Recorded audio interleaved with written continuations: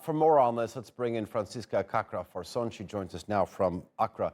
What are people making of the colonel's statement to sort of going back to normal constitutional order once the time is right? I mean, what does he mean by that when the conditions are right? And that's exactly the question on people's minds. What does he mean by when the conditions are right?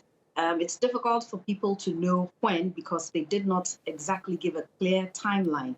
And we've seen the situation in Mali, in Guinea, and also in Chad. For instance, in Mali, we know that an 18-month timeline or roadmap was given, but that appears not to be followed by the coup leaders or the military leaders because of concerns about delays in elections. So that's really the question. Are we going to see a recurrence of what has already happened in the continent with regards to military leaders?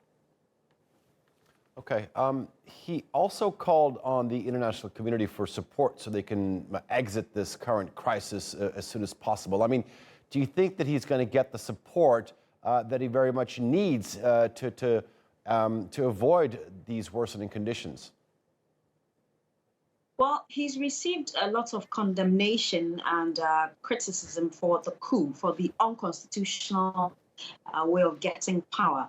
We know the UN, for instance, condemned the coup that Lieutenant Colonel Damiba led. And so it's difficult to be convinced that indeed this call is going to be heeded. The international community will listen to him and say, okay, we will come and help you in order to come out of this crisis.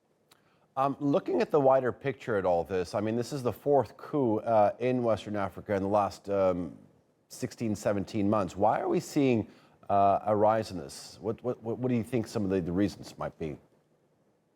Well, analysts call it a multiplicity of factors. They say that there are internal and external factors. They talk about foreign nations having or protecting their interests, prioritizing and protecting their interests. And then there are internal elements where they talk about civic frustration as a result of poor governance, corruption, and insecurity, which instances you can see in the recent case with Burkina Faso, with Guinea, and also with Mali. All right, Francisca, live for us from Accra. Thank you very much for that.